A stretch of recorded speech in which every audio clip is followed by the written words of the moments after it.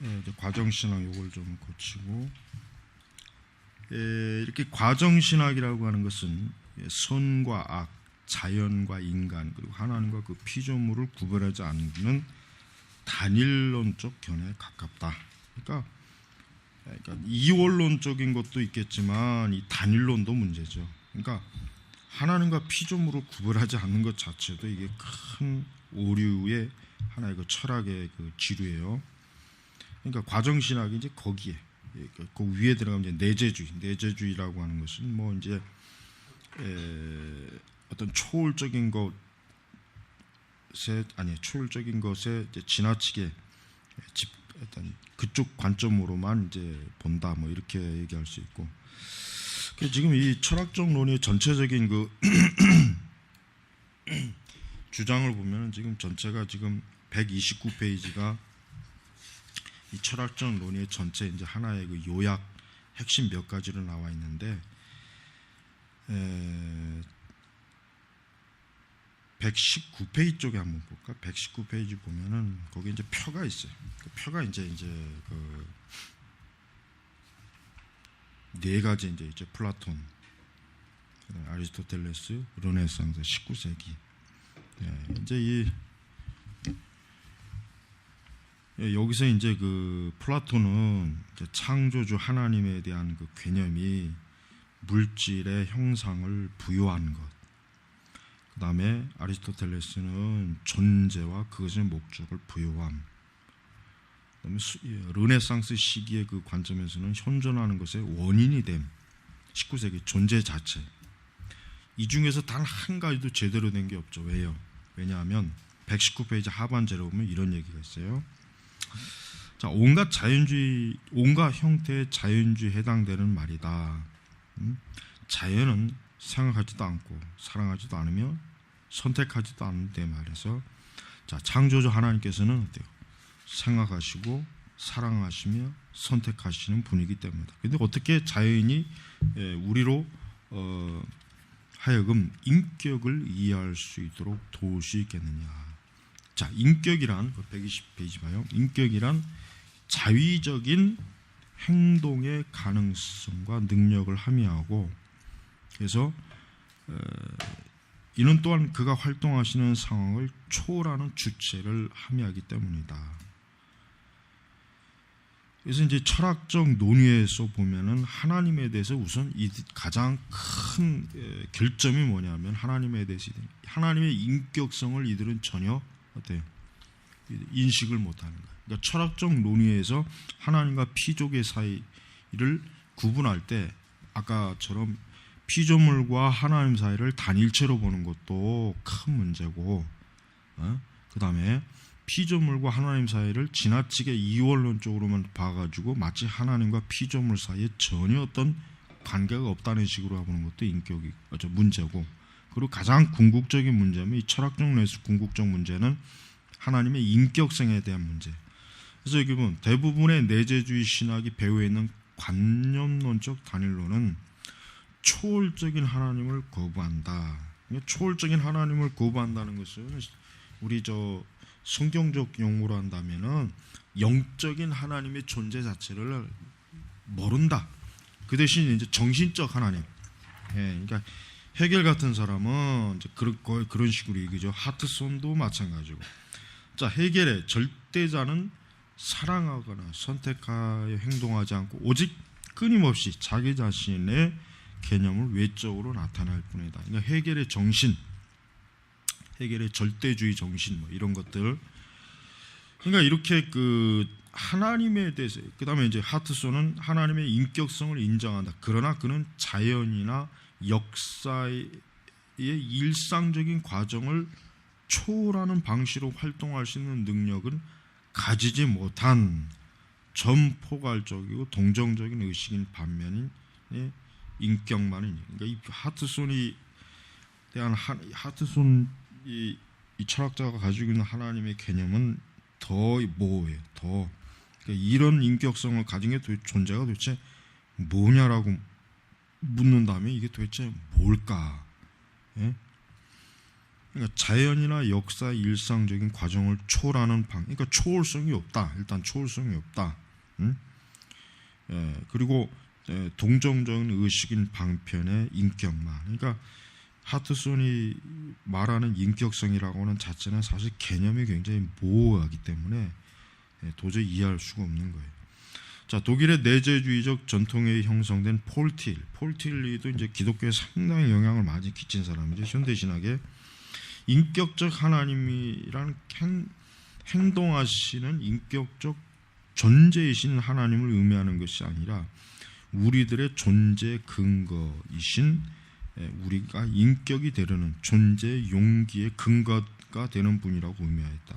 그러니까 지금 이 사람들은 하나님의 인격을 부정하든 인정하든 간에 성경에서 자증하는 하나님의 인격성하고는 전부 다 어때요? 거리가 먼 것들만 쓸데없이 얘기하고 있는 거예요. 아주. 그러니까 이 철학자들이 이해하는 하나님에 대해서는 우리는 솔직히 일말의 어떤 정말 어떤 조금 더 도움이 되는 게 없어요.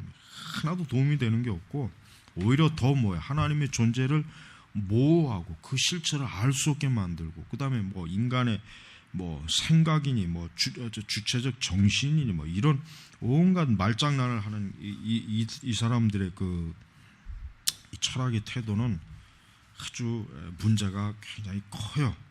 굉장히 많아요. 최근에 한겨레하고 어디서 신학생들이 목회자들 읽어야 될 100권의 책이라고 해가지고 쭉 이렇게 한 거 보니까 내가 볼 때는 거기서 한 권도 읽으면 안 될 책들이야. 전부 다 인문학과 신학서적을 이렇게 내놨는데, 그런 책들을 읽기 때문에 정말 이 기독교 내 이 좌파들, 기독교 내 이런 이 철학적 관점으로 교회와 신학을 말하는 인간들이 그래서 지금 많아지는 거예요. 거기 있는 책들 중에 단 한 권도 솔직히 추천할 만한 책이 없어요. 안 읽어도 되는 책. 차라리 절대 그냥 읽지 말아야 될 책. 거기는 복음주의 하다못해 일반적인 기독교 관련 책도, 신학에 관한 책도 없어요. 근데 그런 거를 오늘 우리 시대 목회자 신학생들이 그걸 한겨레가 하고 감신대인가 그래서 이렇게 했다고 하는데, 뻔하지. 걔네들이 뽑아놨더 내가 안 봐도 니들은 뻔하다. 그러니까 보니 역시 마찬가지야. 그러니까 여러분 봐요. 지금 내가 참 우려하는 거는 그거예요. 지금 점차로 신학생들이나 목회자들이 읽는 책의 이 성향이 아주 나쁜, 정말 아주 쓰레기 같은 책, 영적으로 대단히 나쁜 책. 진짜 우리 청교도나 개혁주의는 고사하고 보수적 복음주의 책조차도 이제는 안 읽혀지고 있는 상황이에요. 그러니 이게 정말 얼마나 이게 지금 심각해요. 지금 우리 같이 이렇게 청교도나 개혁주의를 말하는 이런 신학은 이제는 우리 한국에 어디에서든지 찾아볼 수가 없어요. 사실은 정말 찾아보기 힘들어. 그래서 정말 참 주의해야 돼. 지금 이런 철학의 주장들을 하는 사람들이, 이 사람들이 말하는 하나님이라고 하는 것은 이 정도밖에 안 되는 하나님이에요. 이게 성경이 말하는 하나님은 아니란 말이에요. 우리가 주의해야 돼요. 그래서 이제 우리가 그 위에 이제 몇 가지 이제 쭉 나열된 이렇게 있는데, 사실은 별로 도움이 되는 그런 내용이라기보다는 결국 현대 철학에서 말하는 하나님이라고 하는 것은 일단 하나님의 인격성에 제일 일단 결함이 있고, 그 다음에 피조물과의 관계, 그 관계가 이원화되느냐 아니면 단일화되느냐, 그 다음에 역사의 시간 속에서 그 하나님이라는 존재가 외부에서 이 역사를 주관하느냐, 아니면 하나님이라는 존재도 결국 역사 안에서 결국 그 안에서밖에 한정된 그 활동을 하지 못하느냐, 다양한 이런 얘기를 지금 사실은 떠들고 있는데, 이런 개념의 그 하나님은 사실 성경의 하나님은 아니에요. 그래서 우리가 하나님에 대해서 바르게 알려면은 이런 철학자들이나 현대 신학자들에게는 절대 도움을 받을 수가 없어요. 만약에 그들에 의해서 우리가 배우고 읽혀지는 하나님은 진짜 말 그대로 아브라함의 하나님, 이삭의 하나님, 야곱의 하나님이 아니에요. 사실은 마귀예요, 사단이에요. 그러니까 여러분 조심해야 돼요. 그래서 우리가 이 5장에서 특별히 이제 철학적 논의를 전반적으로 봤지만은 사실은 굉장히 좀 난해해요. 이게 짧은 글들을 압축해서 이게 썼기 때문에 난해하고 아주 핵심적인 것들만 이렇게 딱딱딱딱 집어내서 사실은 이해하기가 좀 어려운 부분이 많이 있어요. 그러니까 전반적으로 철학자들이 추구하는 하나님은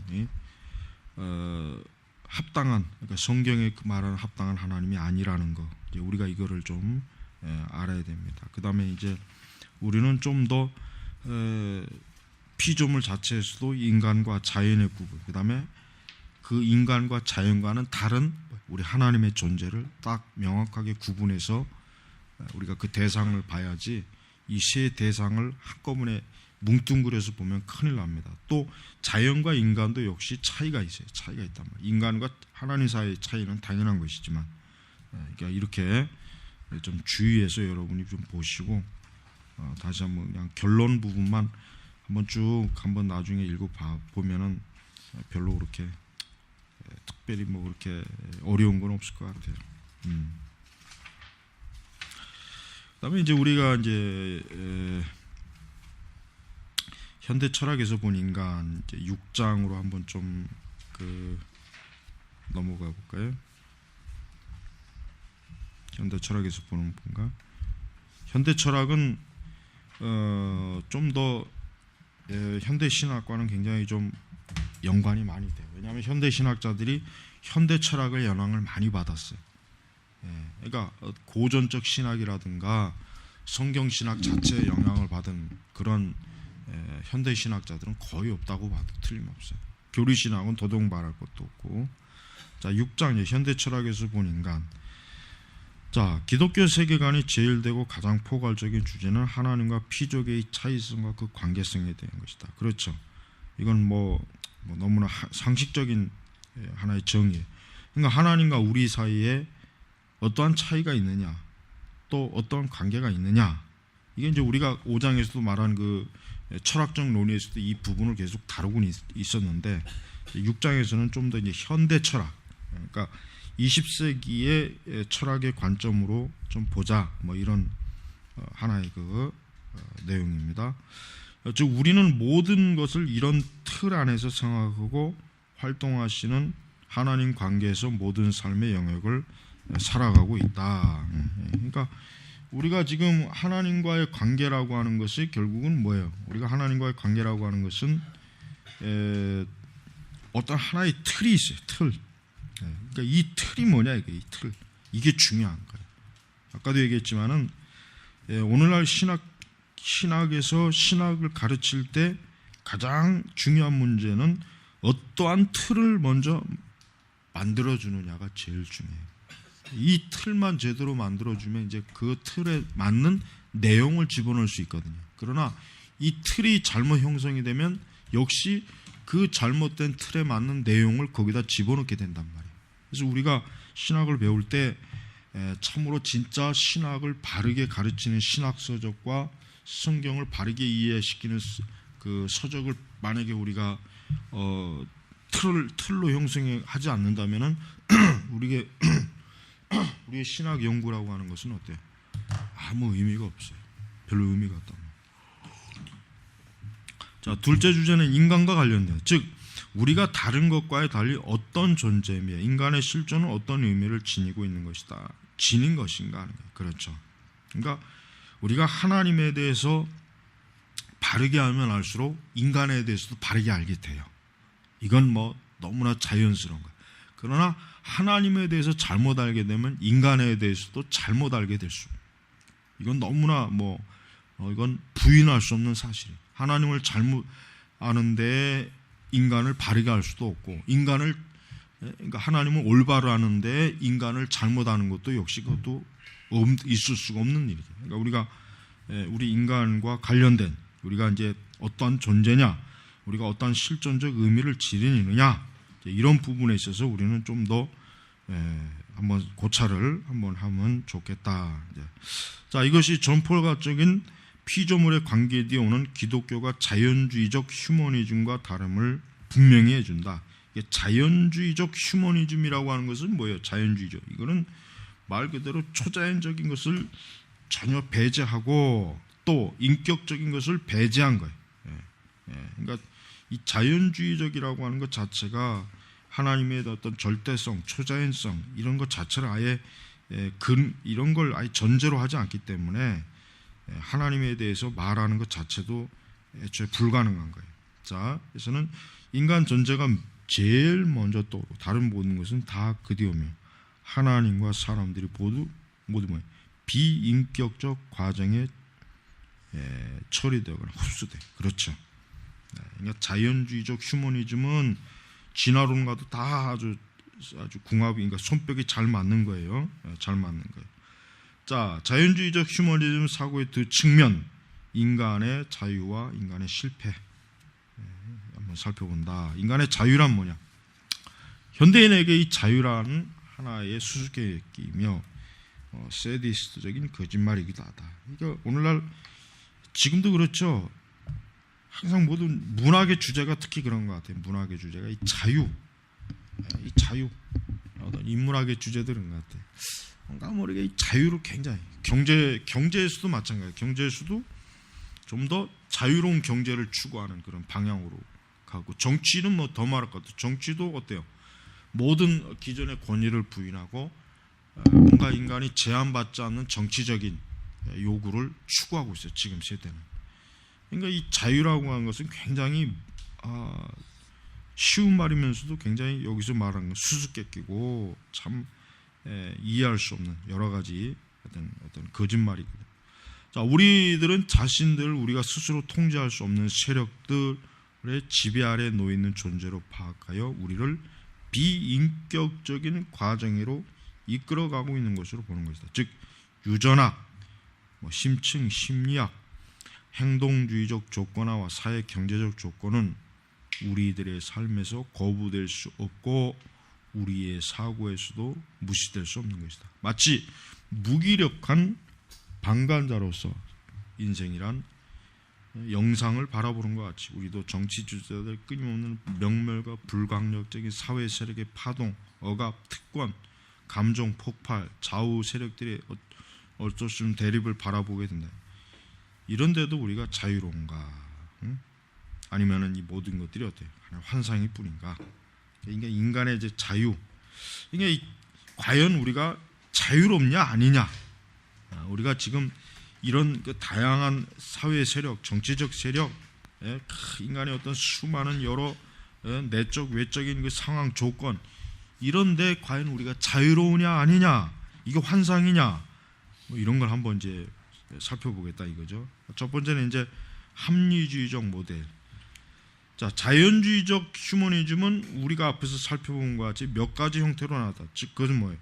希腊에게서, 그리스 사람들에게서는 이성의 자유롭게 하는 능력, 이성으로부터의 자유롭게 하는 능력, 이성으로부터의, 그게 더 번역이 좀 정확한 것 같네요. 그러니까 아리스토텔레스 생각하면 사람이 다른 것들과 구별되는 것은 그가 합리적 존재이기 때문에 그런다. 따라서 우리들만이 자유로울 수 있다. 내가 자유로울 수 있다고 말한 것은 합리적 가능성이 항상 현실화되지 않으면 자유란 어때요? 자유란 그것이 현실 없이는 불가능하다. 그러니까 합리적 존재, 이게 사실 그리스 철학에서 제일 기본적인 게 인간이 합리적 존재이기 때문에 사유할 수 있다, 뭐 생각할 수 있다, 분석할 수 있다, 뭐 이런 얘기를 많이 하잖아요. 그러니까 지금 이 합리적인 모델에서 이제 첫 번째 나오는 게 뭐예요? 인간이 어떤 것에 의해서 자유롭다고 할 수 있느냐 했을 때 지금 뭐예요? 그리스 철학 자체는 이성의 자유. 아리스토텔레스는 좀 더 어때요? 그걸 좀 더 구체적으로 합리적 가능성, 합리적 존재. 그러니까 인간은 뭔가 산이나 뭐 예를 들면 뭐 나무나 풀이나 돌이나 산은 어때요? 가만히 고정돼 있어야 돼. 누가 옮겨주지 않아. 그러나 사람은 어때요? 지 마음대로 떠돌아다닐 수 있거든. 이곳으로 갈 수 있고 저곳으로. 그러니까 그게 굉장히 인간에게 어때요? 합리적인 하나의 모습의 한 요소로 지금 비치는 거예요. 그래서 바로 우리의 생각도 어때요? 우리의 생각도 어떤 하나의 고정된 생각이 아니라 우리의 생각도 자유롭게 어때요? 다양하게 생각할 수 있다는 거예요. 다양하게. 어느 하나에만 딱 고정돼서 사람이 어떤 생각의 자유가 없다. 어떤 하나의 딱 고정된 생각에만 사로잡히고 더 이상 어떤 생각을 하지 못한다면 그건 자유롭지 못하겠지만 아리스토텔레스 볼 때는 그게 아니다 이거죠. 우리의 인간은 사고 자체가 어때요? 자유롭다 이거. 무엇이든지 우리는 생각할 수 있고 무엇이든지 우리의 생각 속에서 뭔가를 계산할 수 있고 판단할 수 있고 하여튼 마음껏 어때요? 인간이 합리적으로 뭔가를 어때요? 여기서 보면 사리 분별, 결단, 사리 분별과 결단이라고 했어요. 그러니까 사리 분별이라고 하네. 사려 분별. 이게 뭐 사리 분별이라고 해도 되고 사리 분별 같은 데가 볼 때는 사리 분별이 맞는 말이에요. 결단은 맞는 말이고 사리 분별이지. 그러니까 이 사리 분별은 말 그대로 사물, 즉 이 세상에 있던 어떤 사물의 근거에 대해서 어떤 분별할 수 있는 것, 어떤 인간이 우리 사람 외부에 있는 모든 현상과 사물에 대해서 분별할 수 있는 것, 분별력, 어떤 결단력, 결단. 자, 우리는 성질상 인간은 뭐예요? 선한 목적을 추구하는데 이 목적을 이루기 위해 가능한 수단을 신중히 고려하여 어떤 수단이 가장 실제적인가를 선택한다는 것이다. 그렇죠. 이제 뭐 당연하죠. 인간이 무언가를 이루려고 했을 때 먼저 깊이 계산해보고 설계를 해보고 미리 그거를 다 앞뒤 한번 재보고 나서 뭔가 한다.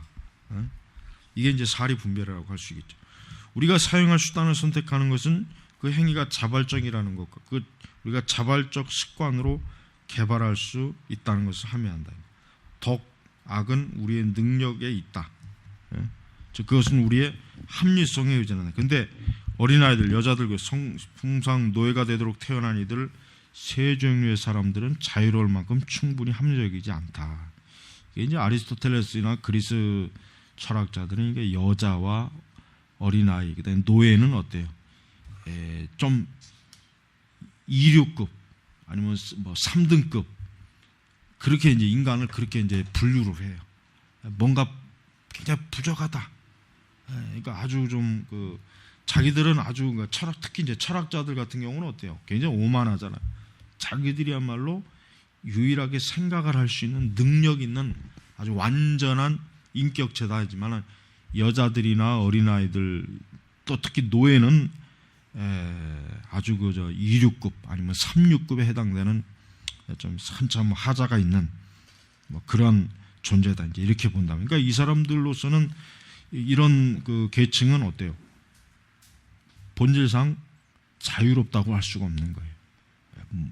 본질상 자유롭지가 못하죠. 계속해서 무언가 잡고 매여 있고 억압되어 있고 무언가에 자꾸 지도를 받지 않으면 안 되기 때문에 이들을 이제 그렇게 보는 거예요. 그래서 이들은 자유로운 존재들보다 취급되기보다는 뭐예요? 다른 이들에서 지배받아야 된다 이거지. 누구의 지배를 받냐 이거? 철학자의 지배를 받으라는 얘기예요.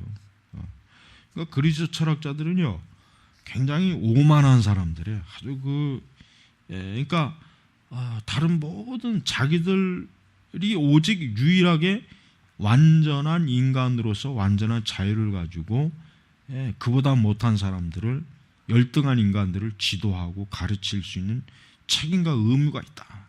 그러니까 그런 생각을 갖고 있는 자들이 철학자들이에요.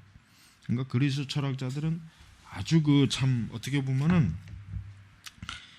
좀 전제주의적이고 아주 좀 뭐라 그럴까 좀 궁극주의적인 그러한 것들도 많이 있어요. 그러니까 지금의 우리 오늘날 이런 어떤 사람들과는 틀려요. 그러니까 아주 그들은 마치 그들은 지성의 어떤 초월적인 경지에 있기 때문에 그렇지 못한 이 하등 인간들을 다스렸다. 특히 이제 플라톤 같은 사람이 제일 심하죠. 플라톤 같은 사람은 인간을 4등급으로 나눈단 말이에요. 그 중에 제일 첫 번째 지배 계급은 철학자다 이거예요.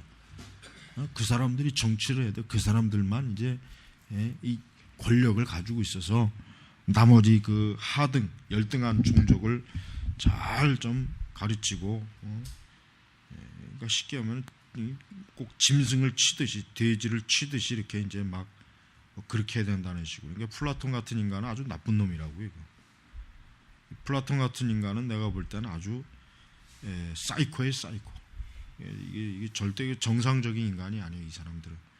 소크라테스도 마찬가지고. 우리가 위대하다고 하는 이런 사람들을, 이런 철학자들 보면 사실 지금 정신 감정을 좀 받아야 돼, 이런 것들은. 전혀 어떤 이게 어떤 물론 뭐 이들의 어떤 지성의 어떤 그 어떤 부분에 있어서 탁월하다고 하지만 어떤 우리가 참 성경적 관점에서 볼 때 이들은 역시 뭡니까? 죄로 타락한 무지한 어둠에 속한 자들이에요. 진짜 빛의 진리를 몰라요. 그게 이들의 한계예요. 예수님하고 비교했을 때 이 철학자들은 한참 열등한 인간들이에요. 진짜 하나님과 사람하고 감히 비교할 수도 없는 문제이지만 예수님하고 비교해 볼 때 이 철학자들의 그 행동이라든가 말이라든가 이들의 그 본 모습은 어때요? 마귀의 모습이에요. 마귀. 아주 나쁜 인간들이라고요. 그러니까 우리는 철학자들을 숭배하면 안 돼. 아주 철학자들이 나쁜 놈들이 아주. 우리는 세상에서 철학자들을 좋게 얘기하죠. 굉장히 지적이다. 그러나 그놈들만큼 내가 볼 때는 인류를 어둠에 파괴하는 데 있어서 이 철학자들만큼 많은 역할을 한 인간들이 없어요. 그러니까 우리가 기독교는 철학을 주의해야 돼요. 자, 분명히 무지는 큰 문제거리고 이해 정도에 있는 의미 있는 자유에 있어서는 본질적이네요. 그렇지 않다면 우리는 변덕스럽게, 그렇죠. 만약에 우리가 무지하다면은 그냥 그때 막 기분, 충동, 과거의 어떤 내가 했던 것에 의해서 그냥 막 그 패턴 안에서만 막 빙빙 돌겠죠. 그러니까 무지하는 거는 잘못된 거예요. 무지하게 되면은 절대 딱 정한 기준이 없어요. 기준이 없기 때문에 어떻게 됩니까? 항상 어디로 튈지 모르는 거예요. 어디로. 우리가 신학을 배우는 사람은 제일 먼저 이런 무지한 이 틀에서 우선 자기 자신이 먼저 빨리 벗어나는 게 중요합니다. 자, 아리스토텔레스가 어떤 사람을 충분히 합리적인 사람으로 보았는가 하는 것은 상당히 귀족주의적이고 비즈니스적이지만 두 가지 기본적인 가정이 분명해요. 첫째, 그는 어때요? 자연히 선을 추구하는 이들이 합리적인 사람. 자연히 선을. 그러니까 아리스토텔레스는 인간이 선한 것을 일단 추구했을 때 그 사람이 어때요? 자유로운 사람이다. 그 사람이 합리적인 사람이다. 이렇게 되는 거예요. 물론 그들도 사실 어떤 목적이 최선인가에 말에 대해서는 실수가 있다. 당연히 있죠. 그들이 말하는 선이라는 게 실제로 정말 선인지 아닌지에 대한 이 기준에 있어서는 이거는 좀 우리가 둘째로 넘어갈 문제란 말이에요. 그래서 그러나 만일 선이란 항상 그들이 실제적으로 욕망하는 것이라면 여기에는 다른 목적을 위해 옳은 것을 무시하도록 하는 도덕적인 전도 혹은 칸트가 표현하는 근본적인 악의 여지가 없는 것이다. 그러나 사실 사람들은 종종 자기 유익을 위해 도덕적인 문제를 무시하고 심지어는 자신의 어리석은 정욕, 정열, 그들의 그에서 노예가 되고 그걸 선이라고 인정하는 것부터 멀어지기 익숙한다. 그러니까 아리스토텔은 이것이 본성의 거스리는 것이라고 말하는 도덕적 약점, 비정상적인 상태라고 할 것이다. 그러니까 이 선이라고 하는 것이 자칫하면은 자기의 이기적인 욕망과 정욕에 맞춰서 이게 선이다, 그렇게 될 수 있다 하는 것을 지금 얘기하는 거예요. 그래서 이거는 좀 더 우리가 살펴볼 때 이제 물론 그리스 철학에서야 뭐 인간의 뭐 타락한 본성을 얘기하지는 않죠. 그리스 철학에서는 그런 개념 자체가 없단 말이에요. 그러나 이제 도덕적 윤리적인 탈선에 대해서는 얘기해요. 도덕적 윤리적인 어떤 이탈, 더 이상 그 도덕적 윤리적인 그 선한 것에 참 매이자 구속받지 않고 자기 멋대로 한다는 거, 그거는 좀 지적하고 넘어갔습니다. 자, 그러나 도덕적인 전도로부터 자유는 수단을 참 합리적인 숙고위에서 쉽게 얻을 수 있는 것은 아니다. 자, 사리분별도 위선적이고 자기기만적일 수 있고, 감정이 아닌 악한 목적을 향할 때 결단도 결국 자기를 섬기는 것일 수가 있다. 그러니까 이 첫 번째 이제 아리스토텔레스가 제시한 자연이 수원을 추구하는 이들이 합리적이라고 했다는 이 전제가 과연 정말 그런가 했을 때 역시 그렇지 않다는 걸 지금 여기서 얘기하죠. 인간이 아무리 스스로가 이것이 옳다 하려고 해도 거기에는 분명히 어때요?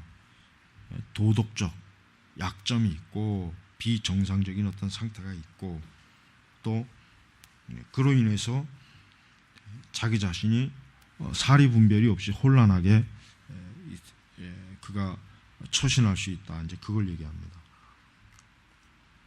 그리고 둘째로 이성이 비합리적인 욕망과 감정을 능히 지배할 수 있다는 가정한다.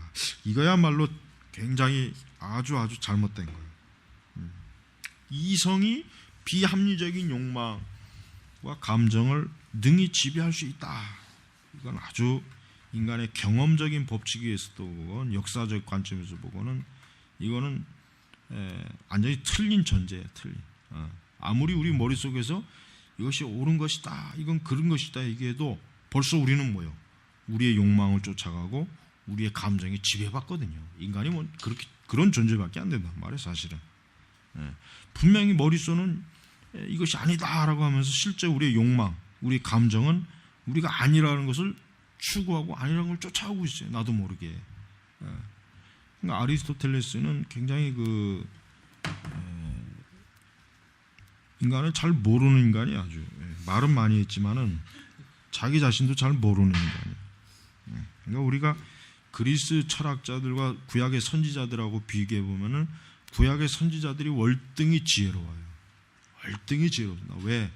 구약의 선지자들은 하나님의 계시의 말씀으로 훈련받은 사람이고, 이 그리스 철학은 뭡니까? 인간의 그저 사유 활동으로만 자기들이 그 머릿속 안에서만 계속해서 어때요? 돌고 도는 생각을 그냥 허망하게 구름으로 잡고 있는 인간들이란 말이에요. 그러니까 우리가 절대로 뭐 위대한 철학자들, 그러나 그 철학자들이라고 하는 자들이 실제로 그들이 머릿속에서 한 것이라고 하는 것은 별거 없어요. 그러니까 무시해버려야 돼. 우리는 세상의 철학자들에 대해서 그들을 숭배하면 안 돼요. 그들을 하찮은, 그러니까 더 배워야 될 미개인으로 보면 딱 좋아요, 진짜. 자, 그는 인간의 부패된 기독교적인 이해가 우리를 일깨우며 후일 헤겔이 묘사한 이성의 자기기만을 드러내지 않는다. 그렇죠? 그래요. 아리스토텔레스는 그거를 전혀 인식을 못해요. 또한 그는 우리가 아는 것과 원하는 것, 도덕적 투쟁을 경험한다는 사실에 대해서 충분히 실제적이지 않다. 그렇죠? 그러니까 아까 저런 말도 안 되는 헛소리를 해야지. 이성이 어떻게 우리 인간의 비합리적인 것을 바로잡을 수 있다면 이 세상에서 전쟁이 일어나면 안 돼. 살인도 일어나면 안 되고, 폭동도 일어나면 안 되고, 절대로 인간이 충동적으로 저지른 죄악들은 어떠한 것도 일어나면 안 되는 거예요. 그러나 이런 설명들을 철석같이 믿는 사람들이 많이 있어요. 자, 그리고 그는 도덕적 약함, 도덕적 강함의 차이 인정하며 도덕적인 강함을 개발할 필요성이 있다고 하지만 그런 과제가 이성에 있다고 하며 이성이 감정적 혼란을 통제할 수 있다고 생각한다. 이건 말도 안 되는 거죠. 사실은 오늘날 우리 인간의 실제적인 문구는 뭡니까? 감정이 이성을 통제해요. 사실 20세기는 그 어느 시대보다도 못해. 감정이 이성을 통제해요. 그러니까 세상을 봐요.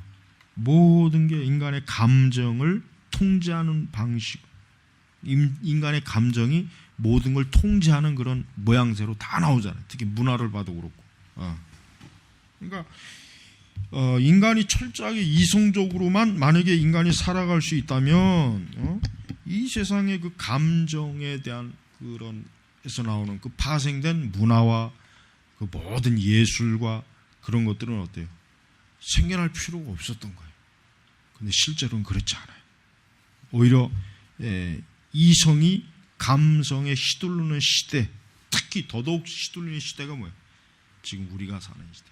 20세기 중반부터 시작해서 지금까지 100년 거의 가까이 이렇게 보는 거예요. 따라서 갈등은 단지 이성과 감정 사이의 갈등뿐 아니라 우리가 동물을 합리적으로 지배할 수 있듯이 이성은 항상 이 갈등에 승리할 수 있다고 한다. 아닙니다. 승리 못합니다. 오히려 감정이 이성보다 더 승리할 때가 많아요. 더 많아요. 진짜 그렇습니다. 오히려 인간의 감성이 이성 앞에 절절 매워요. 그러나 과거에는 틀렸어요. 그러니까 우리가 이제 오늘날 기독교인들은 그럼 반대로 가야 되겠죠. 오늘날 우리 기독교인들은 우리의 이성적 사고가 감성을 지배해야 돼요. 근데 사실 교회가 그렇지 않잖아요. 지금 우리 시대 교회가 여전히 뭐예요? 감성이 이성을 갖고 노는 시대. 신앙의 영역에서도 똑같아요. 그러니까 사람들은 자기가 이것이 진리냐 아니냐라고는 분석보다는 이것이 나에게 좋은 느낌을 주느냐 좋지 않은 느낌을 주느냐를 먼저 제일 판단하거든. 그러니까 사람들이 어떤 분위기, 어떤 게 감정, 그런 그 요소를 필수적인 요소로 사실은 갖고 있어요. 그래서 어거스틴이 바르게 지적했잖아요. 우리들은 우리가 아는 것보다는 우리가 가장 사랑하는 것에 의해서 큰 영향을 받는다. 굉장히 아주 간결하지만 핵심적인 말이죠. 어떻게 보면 인간 자체가 그래요. 인간 자체가 뭘 많이 알고 있다라고 하는 것보다는 뭐예요? 뭘 사랑하느냐 거기에 영향을 더 받아요. 그러니까 우리는 기독교 신학에서도 마찬가지. 우리는 기독교 신학에서도 우리가 이성적으로 성경의 진리를 우리가 분석하고 이해하는 것이 필수적인데 지금은 이 필수적인 과정을 잘 안 거치고 그냥 기독교 진리를 느낌으로 이것을 내가 얼마나 느끼냐, 이 느낌을 내가 얼마나 즐겨하냐, 여기에 더 많이 어때요? 더 많이 사람들이 더 많이 빠져 있어요. 인간의 자유연관의 이성의 역할을 강조하는 이런 견해는 스토아학파에서 주장되었다. 스토아학파라고 하는 것은 인간이 뭔가 할 수 있다. 인간의 자기 의지로, 자기 인내함으로, 어떤 자기 힘으로, 자기 지적인 힘으로 강하게 자기 자신을 훈련시킬 수 있다. 이렇게 얘기도 합니다.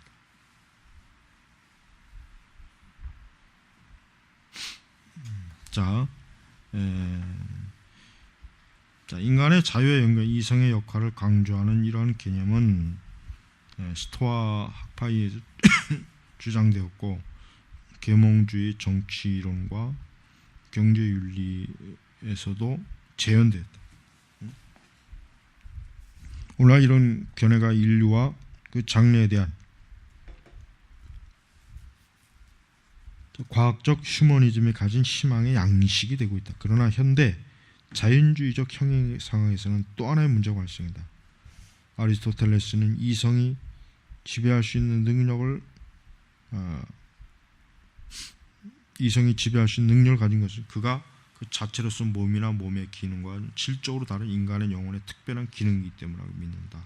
예, 이건 맞는 말입니다. 만약에 우리에게 영원한 특별한 기능이 없다면 우리 인간의 이성이 우리의 몸 자체에서 지체에서 나올 수가 없죠. 자, 그런다면 스토아파들은 이성이 전 우주를 지배함으로 이 이성이 우리를 지배할 수 없다고 믿는다. 이게 이제 아주 순진한 생각들이에요. 이성 자체를 신으로 여기는 것만큼 어리석은 건 없어요.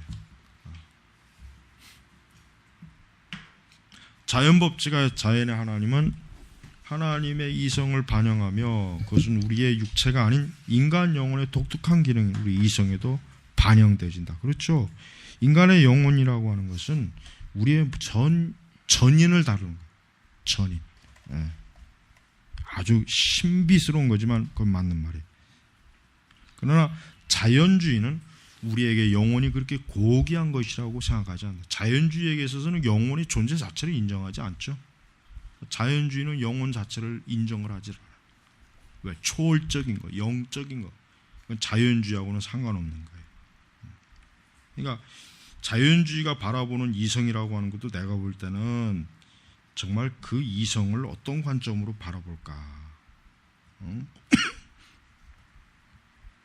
자, 자유를 이해한 서구의 합리적 모델은 오랜 영향을 비췄죠. 그래서 객관화, 비반성적이고도 무비판적인 관해에서 어느 정도 자유로울 수 있다는 건 사실이다. 우리의 자유를 위한 필요한 조건. 그러나 이것으로 충분할까? 이성을 지도하고 지배하는 영향이 무엇인가? 지식사에게 알려진 바 이성은 거의 독립적인 거나 자율적이지 않고 우리들의 사고의 문화적인 조건과 그 밖에 개인적 영향을 사용하는 것들이다. 이성이라고 하는 것을 우리가 한때 이성을 굉장히 높인 시대가 있고 깔아뭉개간 시대 있고 그렇지만 우리는 이성이라고 하는 것이 우리 인간이 살아가는데 아주 중요한 한 요소라는 것점은 우리가 일단 인정을 하고 알아야 됩니다. 그러나 독립적이거나 자율적이지 않다. 그렇습니다. 이성은 결코 저홀로 독단적이거나 독립적일 수가 없어요. 자율적인 건 더더욱 아니. 자, 여기서 잠깐 쉬고 기계론적 모델로 넘어갑니다. 기계론적 모델. 언어적 행동과 인지적 행동을 포함한 인간의 모든 행동을 인과적으로 설명하려는 행동과학의 필수적인 측면. 그러니까 이 기계론적 모델 자체도 사실은 인간의 그 인격성 자체에 대한 어떤 뭐라 할까 좀 더 근본적인 그 개념은 없는 거예요. 개념은 없어요. 그래서 일단 한번 살펴보긴 하죠. 자, 그래서 우리는 연속되는 사건들의 실제 인과적 관계보다는 사건들의 과정들이 일정한 틀에 따라 일어남을 묘사했을 뿐이다. 그러나 이 규칙성은 인과적 실현성을 시사하며 그래서 어떤 자연주의자들은 인간의 행동을 자유롭게 취해지며 개발되기보다는 기계적인 방식으로 엄격히 결정된다고 결론 짓는다. 그러니까 B.S. 스키너의 그 행동주의적 이 사람 심리학자로서 인간의 그 심리를 행동주의적 관점에서 연구한 사람이죠. 아주. 그러나 기계론적 결정론은 새로운 것이 아니다. 그렇죠. 해 아래 새로운 것이 없다고. 사실 뭐 새롭다고 지금도 마찬가지예요. 지금도 뭐 새롭다고 이렇게 얘기하는 것들이 사실 다 이렇게 뿌리로 올라가 보면 이미 다 고대 이미 벌써 다 있었던 것들이지. 자, 고대에도 데모크리투스 같은 물질주의자들은 17세기 영국의 사상가 토마스 홉스와 엄격한 결정론을 제창한 것으로 프랑스의 사상가 홀바하 같이 이런 결정론을 주장했다. 그러니까 그 아래 나와 있지만은 원인과 결과의 메커니즘이 사람의 사상이나 가치 그리고 그 행동을 통제한다. 그러니까 우리 이 기계론적이라는 말 자체도 기계라고 하는 것은 어떤 정해진 설정 틀에서 그 안에서만 이 기계라고 하는 것은 작동을 한단 말이에요. 그러니까 인간의 그 행동, 심리 이런 관점도 말 그대로 기계와 같다. 그러니까 어떤 원인과 결과의 메커니즘으로 사람의 사상이나 가치 그리고 행동을 통제한다. 그러니까 스키너 같은 사람은 또 이제 인간의 행동을 그런 식으로 통제할 수 있다라고 이제 이 사람은 또 자기의 심리학을 그런 식으로 주창한 사람이고요. 그러므로 자유는 문제거리가 된다. 왜냐하면 이 자유라는 것 자체가 사실 기계론적 모델에서는 인간의 자유라는 것 자체가 사실은 뭐예요? 허용이 안 된단 말이에요. 왜? 기계라는 거 아까 얘기했잖아요. 기계라고 하는 것은 어떤 정해진 딱 틀에서 그 안에서만 왔다 갔다 하는 것이란 말이에요. 어떤 기계든지 컴퓨터든지 자동차든지. 그런데 인간이 자유롭다는 하는 것은 예측 범위를 넘어서는 거라고. 예측 범위를. 자, 그러므로 자유는 이제 문제거리가 된다. 어떤 이들은 자유의 현실성을 아예 부인해 버린다. 스키너의 그 자유와 존엄의 피양, 이 책이 아마 번역돼 있을 거예요. 번역돼 있는 걸로 알고 있어요. 근데 나한테도 있는 것 같은데, 자 여기서 보면은 이제 자유를 인정하는 사람들은 자유를 비결정적인 것으로 보며 자유로운 결단이나 그런 행동을 전혀 원인을 가지지 않는 것으로 본다. 하이젠베르크의 불확정성의 원리, 뭐 유명한 그 뭐 용어 단어죠. 이것도 행동의 두 가지 결과를 다 예언하면서 문제를 제시하고 분자적 소립자의 속도는 실제 비결정이 기인한다고 하는 것이다. 그러니까 이 불확정성의 원리, 그러니까 어떤 확정된 원리가 아니라 여기 나와 있는 것처럼, 그러니까 어떤 물리학적인 요소를 끌어다 이 원리를 이제 제시하는 것지만은 어떤 인간의 행동 자체가 어떤 물리학적인 관점에서 원자와 뭐 어떤 뭐 이런 아주 물질의 그 최소 단위의 어떤 그런 것들과 같이 인간이 어떤 행동이나 결정하는 데 있어서 어떤 그의 인격성이라든가 이런 것은 없다. 그러니까 예측 불가능한 어떤 확정되지 않은 그런 좌충우돌, 결국 그 정도밖에 겨우 이제 바라보지 못한다는 거예요. 자, 현대 물리학도 때로는 양자의 비약을 말해 인간의 자유 여지를 말하기도 한다. 이런 것들은 사실 미세한 영역에서는 기계론적 결정론의 주장이 불완전함을 시사할 뿐 자유에 대해서는 설명은 불충분하다.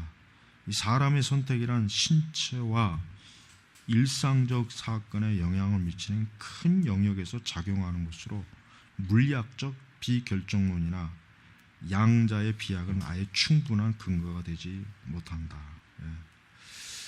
자, 우리가 이 무의식적인 원인과 결과의 메커니즘만이 사건의 발생에 영향을 미치는 건 아니다. 자유란 일종의 자기 결정으로서 여기서는 비기계론적인 인격적인 요인들이 작용하는 것이다. 그렇죠.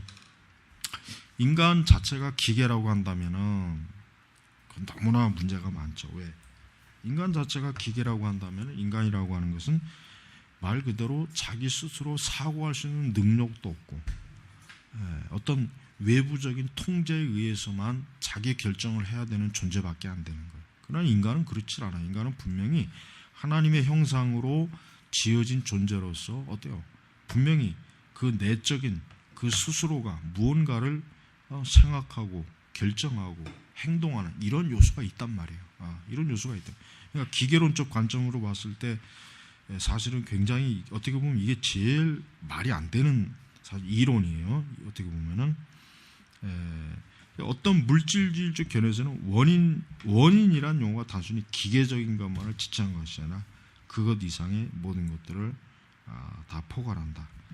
내가 여기서 이제 제시하려는 대안은 자유를 좀 더 인격주의적으로 또한 목적론적으로 보는 것이다. 그렇죠. 하반절에 보면 사람의 행동은 어떤 계획을 추구할 것인가 하고 행동하는 자유에서 시작된다. 그러나 기계론 쪽에서는 내가 뭘 추구할 건지 생각 자체가 필요가 없어요. 그렇죠? 이미 딱 정해놓은 어떤 기계적인 메커니즘에, 기계적인 딱 요소에 의해서 그냥 행동해 버리는 것이지, 뭐 내가 오늘 여기를 갈까 말까, 뭐 내가 이 음식을 먹을까 저 음식을 먹을까, 이런 거는 기계론 쪽 설명에서는 설명할 수가 없죠. 자, 그래서 이렇게 그러니까 자, 위에 좀 목적론 목적론이라는 먼저 한번 보죠. 목적론이란 어떤 과정이나 활동은 단순히 이전 것들에 좌우되는 것이 아니라 목적 정량적, 그러니까 어떤 목적을 딱 정해놓고 그 목적으로 계속 뻗어나가는 것, 그걸 지금 얘기하는 거죠. 그러니까 사람 자체도 그렇습니다. 어떤 사람 자체도 어떤 계획을 추구할 때 그 계획에 대한 다양한 자기 나름대로의 계산도 해보고 그걸 딱 분석되는 가운데서 그 목적을 향하고 있는 것입니다. 그래서 우리는 인간의 활동 자체가 어떤 원인과 또 그 원인에서부터 어떤 것이 파생될 때 반드시 거기에는 인격적 요소가 들어가 있고, 인간은 거기에서 자유로운 선택과 또 자유롭게 자기의 목적을 또 수정할 수도 있고, 좀 더 자기의 자기의 그 선택의 과정, 사물의 그 모든 것들에 대해서 나름대로 확고한 계획과 뜻과 그 고정된 방향이 있다. 이런 것들을 우리는 인간으로 우리가 좀 더 받아들일 수 있는 그러한 관계가 될 수가 있습니다. 자, 그래서 141페이지, 이제 이것이 이제 우리 서로에게 미치는 영향력의 방식도 이제 영향을 주겠죠. 기계론적 방식에서야 뭐 나와 너, 우리와 상대, 이쪽과 저쪽, 이런 그 어떤 사람과의 그 관계에 있어서 뭐 기계론적 방식이 무슨 영향을 미치겠어요? 그런 건 영향을 줄 수가 없단 말이에요. 그래서 그 자체로서 가치 있는 존재로 여기는 나와 너 관계에서는 다른 사람의 기계적인 방식으로 조작되거나 그런 영향을 받게 되지는 않는다. 오히려 그들은 내적, 외적 압력에서 자유롭게 되어 스스로 자유롭게 생각하고 행동하는 것이다. 그렇습니다. 인간은 설령 인간이 그 스스로게 자유롭게 행동하는 것이 나쁜 쪽으로 간다고 할지라도 인간의 행동 방식의 원리는 이것이지, 기계론적인 그런 비인격적인 것은 절대로 말도 안 되는 헛소리다 이거죠. 자, 기계론의 문제는 그것이 사랑과 자연과만 연관된 자연의 대상의 하나로만 보지 인격과 관련된 하나의 인격으로는 보지 않는다는 점이다.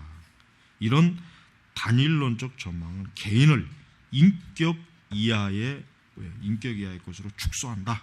그렇죠? 그렇습니다. 그 과정에서 자유란 거의 불가능하죠. 거의란 말도 뭐, 그리고 원인들 간의 관계에서 작용하는 비결정적인 어떤 것으로 남기고 마는 것이다.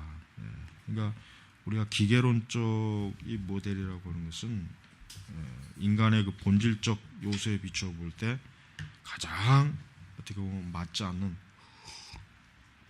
그런 것이라고 봐도 틀림이 없습니다. 자, 낭만주의적 모델.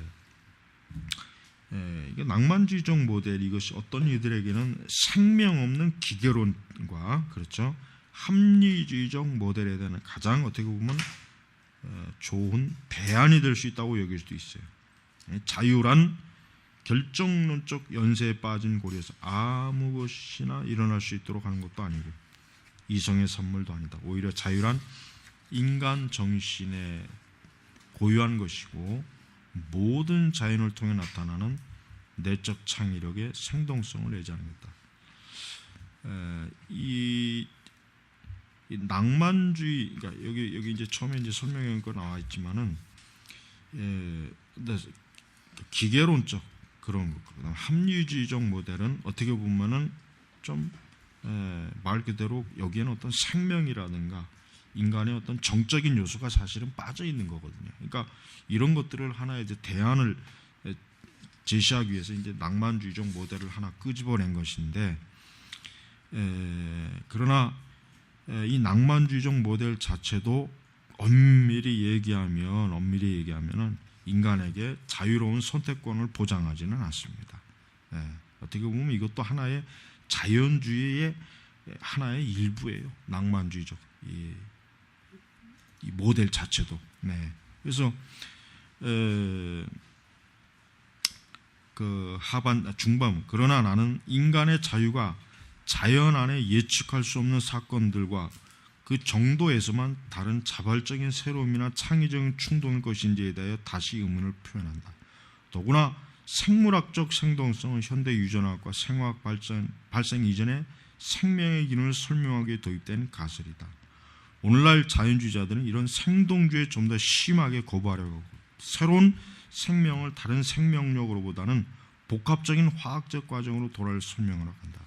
또 많은 현대과학자들은 생명을 독립된 힘으로 보지 않고 어떤 유기적인 복합제 기능이라고 본다. 그러므로 인간의 자유는 생물학적 에너지 산물로서 그 원인의 복합성을 제한다면 다른 물리적 효과는 질적으로 다른 것이 아닌 것이 된다 이거죠. 그러니까 이 낭만주의적 모델도 사실은 뭐예요? 인간을 본래적 인간의 그 하나님께서 주신 인간의 어떤 인격성이라든가 고유한 정적 그런 기능을 전혀 인정하지 못해요.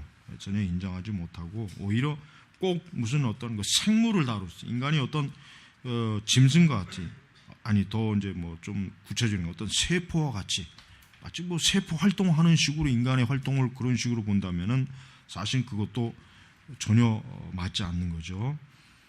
그래서 우리의 그 인간의 어떤 진짜 살아있는 그 어떤 생명력, 삶의 어떤 그런 활동과 이런 것들에 대해서 역시 낭만주의 모델도 역시 적합하지 않다.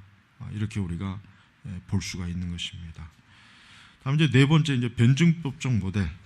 이제 변증법적 모델이라고 하는 것은 뭐 이건 어떤 여기 뭐 나와 있지만은 실존주의적 휴머니스트들과 마르크스주의적인 휴머니스트는 모두 자유의 변증법적 모습을 발전시킨다.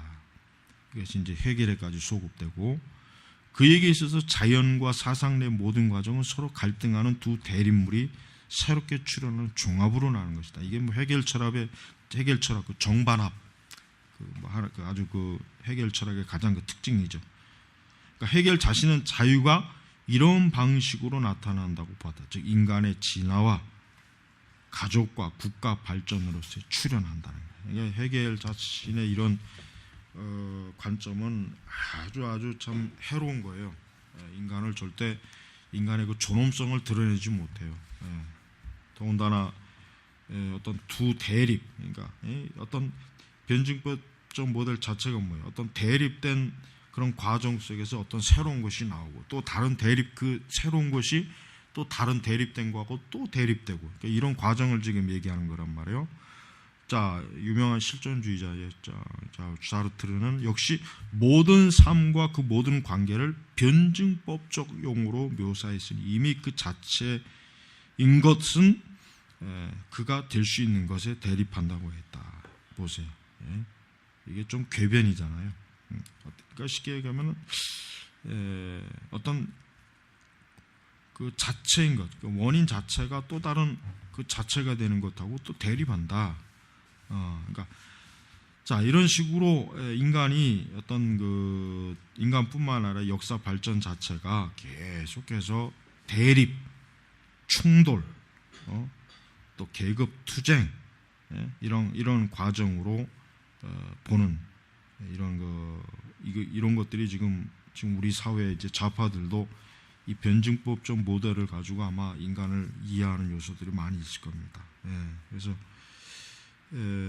이런 변증법적 모델에서도 문제는 발생한다. 자, 샤르트르는 자유란 절대적이고 온갖 종류의 구조와 한계를 초월하는 두려워할 만한 책임이라고 보아 결국 이에 대한 비관적이었다.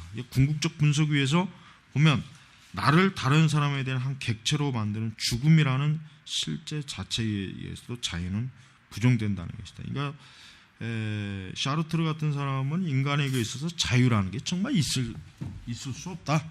인간에게 자유라는 게 주어져 봐야 뭐 그게 결국은 인간을 그 자신의 그러니까 인간이 결국 살아가면서 자기 생명이라든가 자기 한계 이런 것들이 부닥쳤을 때 인간이 가지고 있는 자유라고 하는 것은 오히려 더 어때요? 사람을 더 불편하게 만들고 불행하게 만들고 더 좌절에 빠지게 만드는 것이다 이거죠. 그러니까 인간에게 이 자유라고 하는 게 샤르트르 같은 사람은 오히려 더 인간을 고통스럽게 괴롭게 할 수도 있기 때문에 굉장히 별로 그러니까 좋아하지 않죠. 그래서 계속 자 자유란 덫이 없는 것이고 이렇게 세디스적인 농담일 뿐이라고 한다. 그러니까 자유 자체를 덫이다. 그러니까 쉽게 얘기하면 인간에게 오히려 더 불편함을 주는 발목을 잡는다. 인간의 발전. 그다음에 이제 별 보잘것없는 것을 이제 본다 이거죠. 결국 우리를 기다리고 있는 것은 행복한 종합이 아니라는 것이다. 그러나 마르크스주의자들은 사람들의 집단적인 노력에 의해서 다가게 될 종합을 기대한다. 이게 이제 공산주의를 말하는 거죠. 그러니까 마르크스 같은 사람은 모든 걸 다 이제 계급 투쟁의 역사로 본단 말이에요. 역사 발전 단계를. 인간은 하나의 그 계급 투쟁에 있어서 하나의 부품이죠.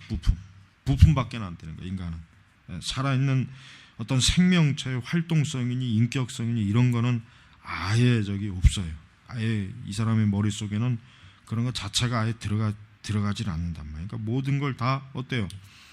발전, 진화, 진보, 생명, 그러니까 어떤 생산성, 어떤 대립, 이런 것들로만 모든 인간을 바라보기 때문에 과연 이것이 어떠한 사람에게 과연 어떠한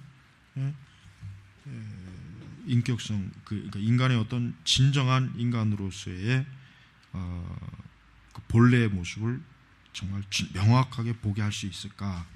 절대 그렇지 없죠. 자, 이 빈약한 낙관론보다 더 근본적인 것은 변증법 자체다. 그것은 자연과 인간의 실존을 자의적이고 노예화하는 철창에 가두는 것이다. 헤겔은 관념론자로서 절대자의 변증법적 사고 과정에서 변증법의 기초를 놓았다. 자연주의자들은 포괄적인 절대자를 인정하지 않는다. 하나님이 인정하지 않는다는 말이에요. 이게 그런 형이상학적 근거를 가지고 있지 않다. 그들은 관찰 가능한 자연의 과정에 근거해서 자신의 변증법을 세운다. 그러니까 오직 물질 영역 안에서, 오직 물질과 자본, 물질 세계 안에서만 볼 수 있다. 인간을 관찰할 수 있다. 인간의 활동을 특징 지을 수 있다. 이렇게 합니다. 따라서 경험적 일반으로서의 그 변증법은 불완전하고 인위적인 것으로 보며 그렇게까지 말할 수 없다 해도 어떤 특별한 종합을 예언하기는 불가능하다. 뭐 소외와 이런저런 억압, 때로는 어떤 때로는 어느 정도 나타날 수 있으나 완전히 갈등 없는 산물의 상태가 이라고는 할 수는 없다. 자, 그렇다면은 이제 무엇이 그럼 인류를 포괄적이고 통합적 목적이며 어떤 선의 최고시라고 할 수 있겠는가? 소외 궁극으로서 해방은 소극적 주의다. 우리는 어떤 긍정적인 목적을 추구하며 우리의 삶의 어떤 통일적인 초점을 가져야 하는 것인가? 인격은 그 자체로서 최고성이며 인간의 행복을 위한 최고의 가능한 조건이 목적이 한다는 것. 그런데 마르크스주의 모세는 이런 행복이나 인간의 자유, 어떤 긍정적인 내용이 있대요? 없죠. 당연히 없죠. 이 사람들한테 이런 얘기, 이 마르크스주의자들이나 이런 변증법을 추구하는 자들에게는 그들의 그 용어에서는 인간의 가정의 행복, 삶의 기쁨, 성취, 만족, 이런 자유의 이런 것들이 이 사람들은 일체 어떻습니까? 별 의미 없는 단어라고 봐, 이들에게는. 전혀 어때요? 사실 이 사람들 자체를 보면 어떻게 보면 인간이란 자체를 그냥 하나의 기계로 완전히 취급해서 그 기계를 가지고 어떻게 하면 역사를 발전시킬까? 어떻게 하면은 자본주의를 무너뜨리고 공산주의를 세울까? 어떻게 하면은 인간이란 부품을 더 많이 써갖고 생산활동을 많이 해서 골고루 뭐 나눠 먹고 살까? 그러니까 이 사람들은 이게 오직 유일한 이들의 어떤 소망이에요, 소망. 그러니까 공산주의를 실험했던 그 소련도 마찬가지지만은 공산주의 그 20세기 역사를 보면은 인간이라고 하는 그 존재 자체에 대한 저들의 어떤 존엄성 자체가 없어요. 존엄성 자체가 없기 때문에 인간이 어떤 존엄성을 이루어야 된다는 것 자체가 아예 없는 거예요. 이런 꿈 자체를 아예 가지지 못하는 거예요. 그러니까 그런 세계 속에서 산다는 것 자체가 얼마나 사람이 참 답답할 거 아니겠어요? 답답하죠. 답답하죠. 자, 자유를 자연주의적인 것으로 생각하는 것은 모두 이런 문제를 갖는다. 즉, 우리가 자유를 자연과의 관계성을 볼 때 인간에 대한 구별되고도 궁극적인 의미를 잃어버리기 쉽다. 그렇죠. 이 자유를 나중에 결국 뛰어넘으면 알겠지만은 결국 뭡니까? 기독교적인 관점에서도 요점 인격은 자연의 형상이 아니라 뭡니까? 인격적 하나님의 형사로 지음받았다는 거. 하반절 나오죠.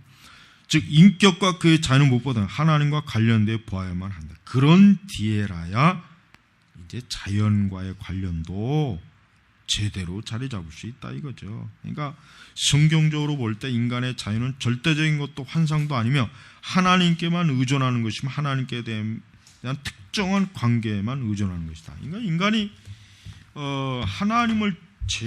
하나님을 전제하지 않는 지금 여기 보면은 변증병적 모델 무슨 또 낭만주의적인 그다음에 무슨 기계론적 이런 또 이런 잡동사니는 제 아무리 떠들어봐야 인간을 절대 온전하게 그가 살아갈 수 있는 그런 삶의 뿌리와 토대를 제공하지 못한다. 이렇게 이제 보는 것이에요. 그래서 우리 다음 과는 인간의 실패입니다. 인간의 실패. 그러니까 인간의 실패를 우리가 이제 보면서 결국 인간을 현대 철학에서 여기서 잠깐 중간 정리를 하자면은 현대 철학에서 보는 인간도 아까 우리가 여기 지금 5장에서 봤던 철학적 그 관점에서 논의한 하나님 그 인간과의 비교해 봤을 때 별로 그렇게 대단할 것도 없고 한 걸음도 진보한 게 없어요. 오히려 더 퇴보한 것밖에 없단 말이에요. 다음 이제 우리 인간의 실패 이 부분에서 다시 한번 이걸 6장을 한번 다뤄보겠습니다.